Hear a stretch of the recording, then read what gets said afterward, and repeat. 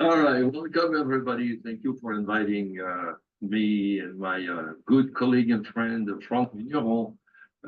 By coincidence, we're both French, but I promise it's not a plot of the French connection to take over. It's just a coincidence.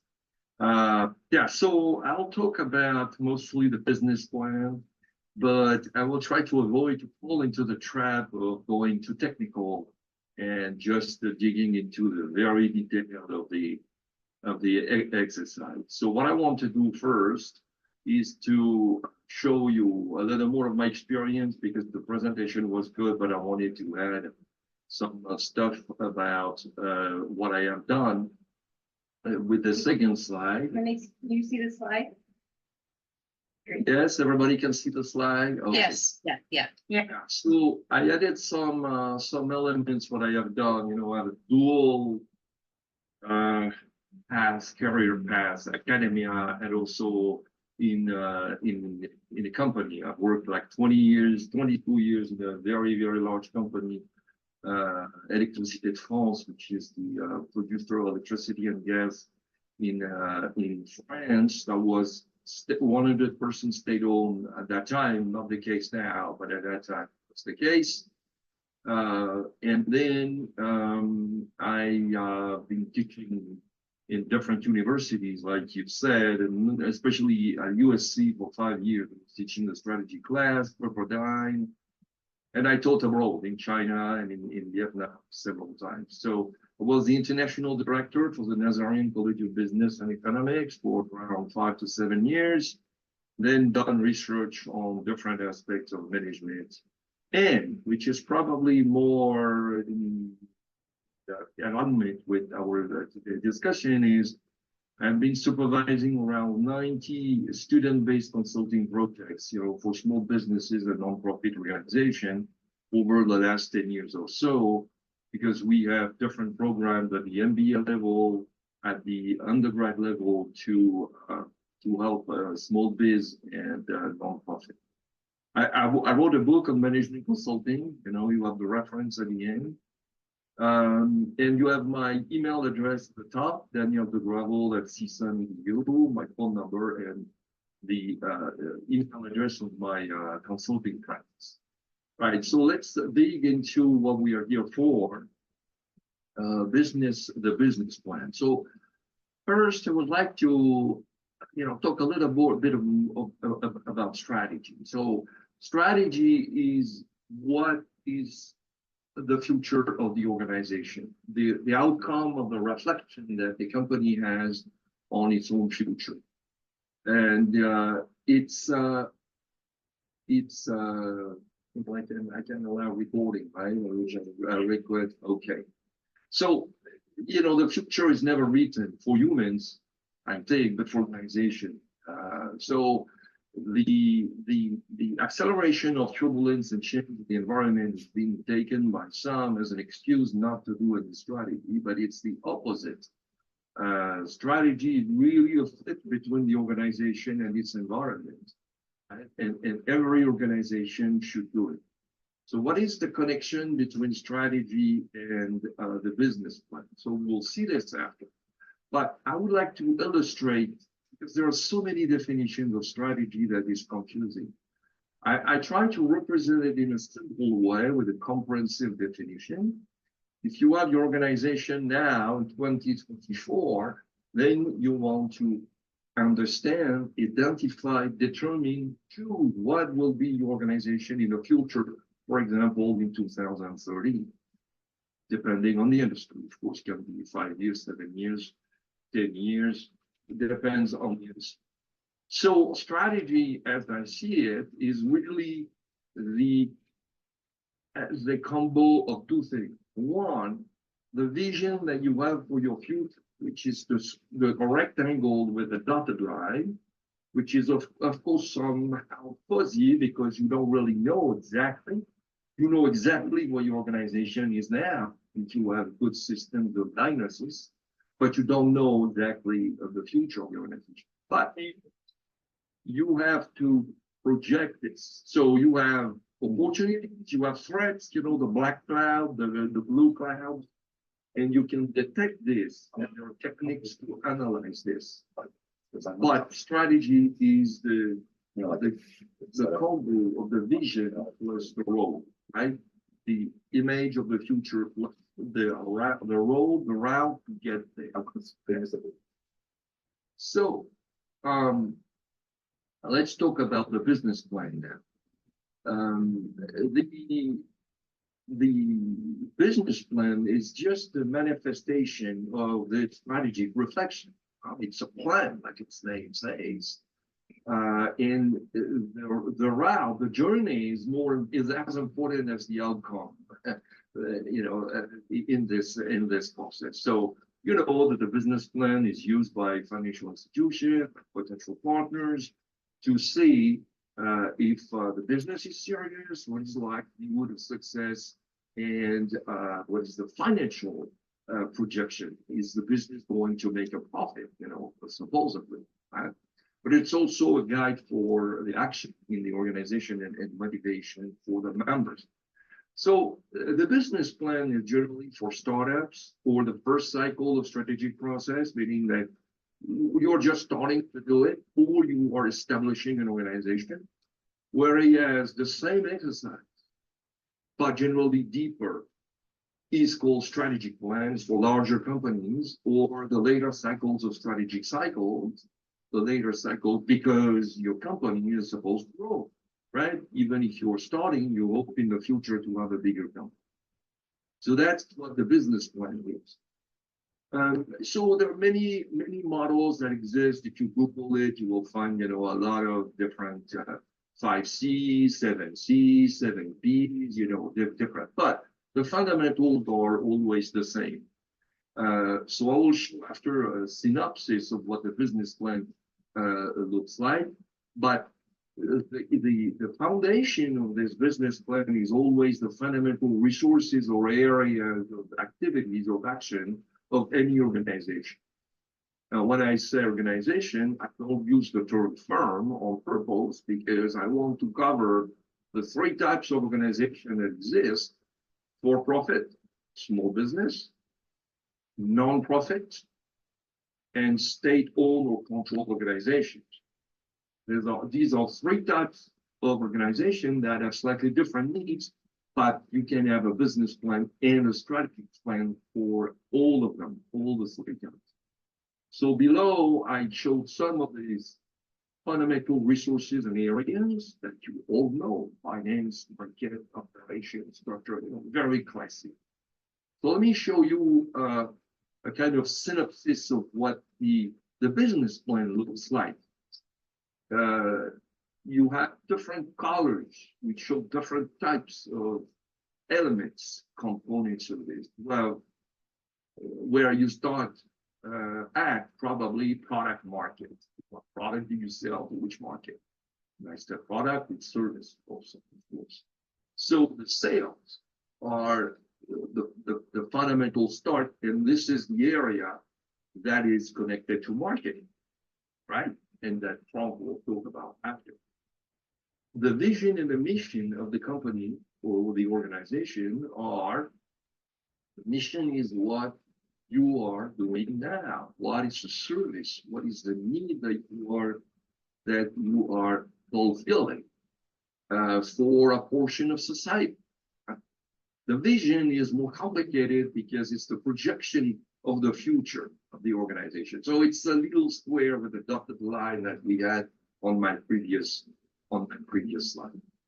Then you have in the blue big, square, you have different strategic variables that are the important element or areas, resources I was just talking about, like operations, culture, organizational structure, finance, budget and funding, people, human resources management, leadership team, organizational legal status. What is it? An LLC?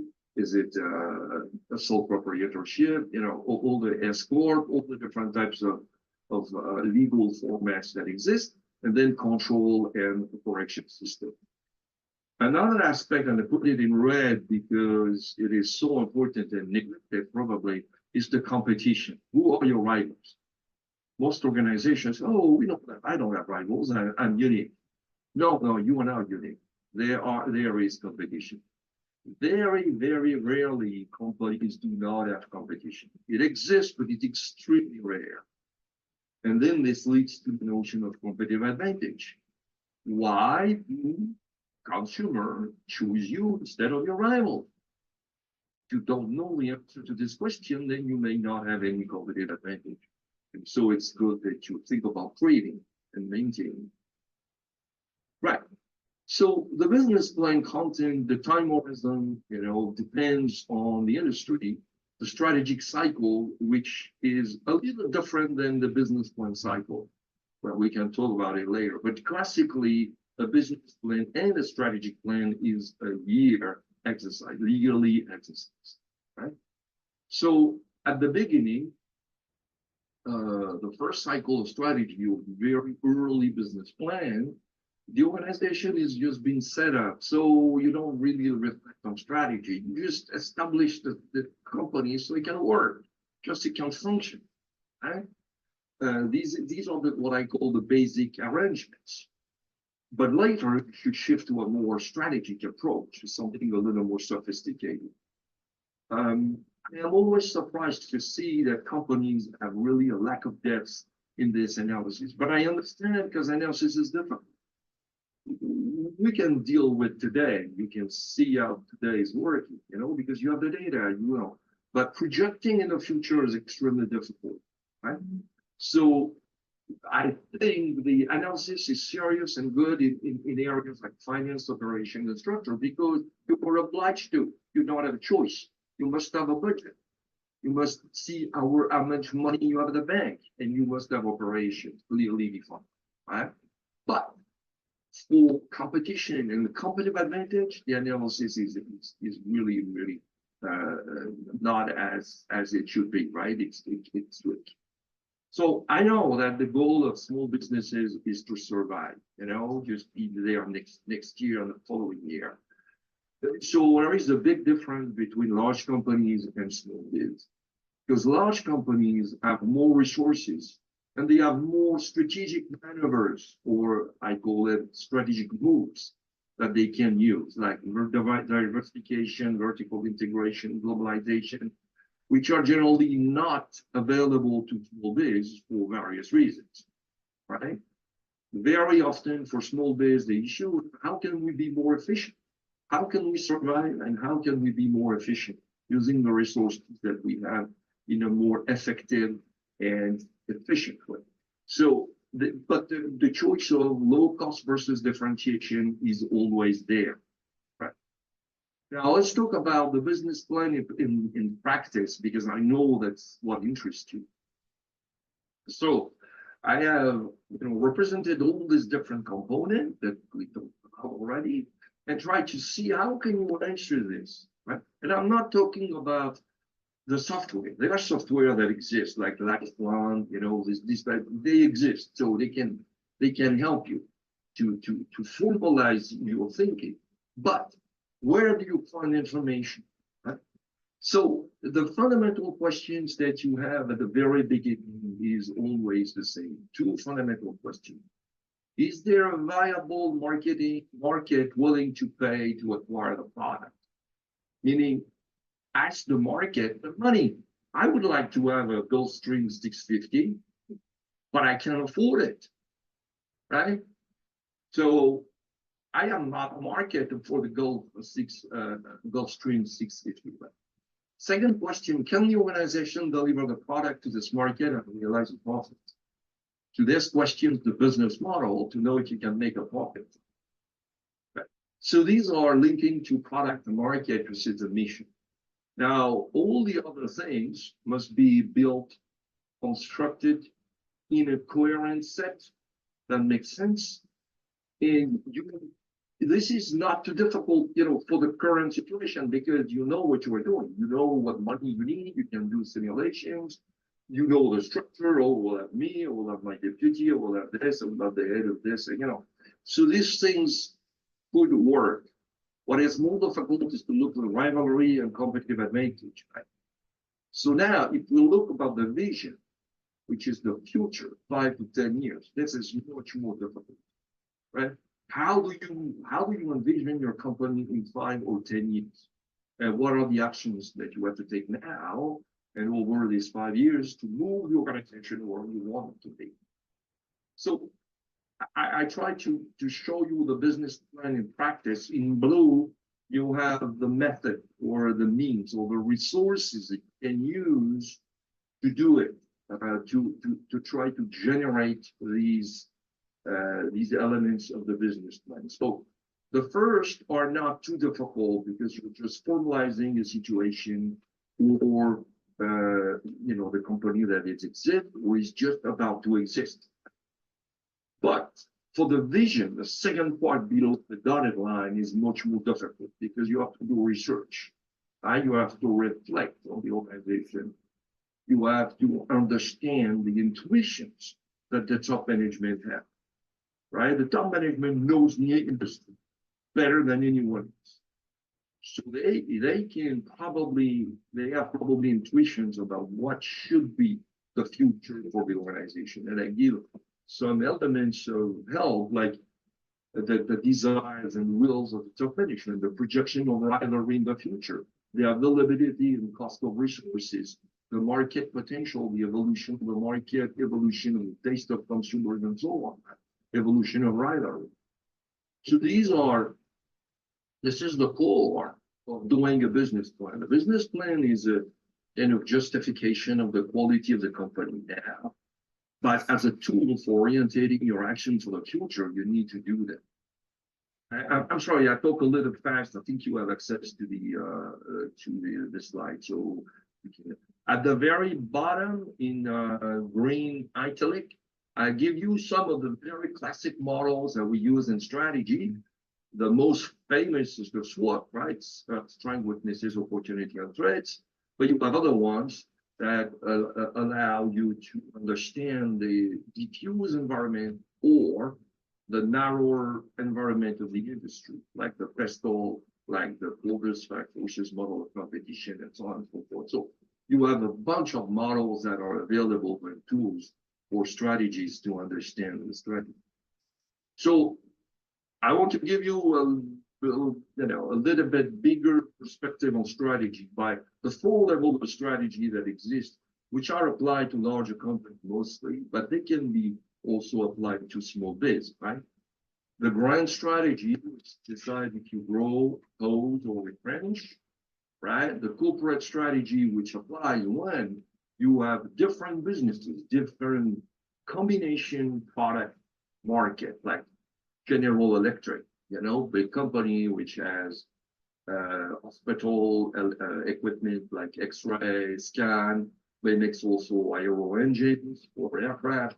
He makes also appliances like washing machine and so on, right? Different businesses.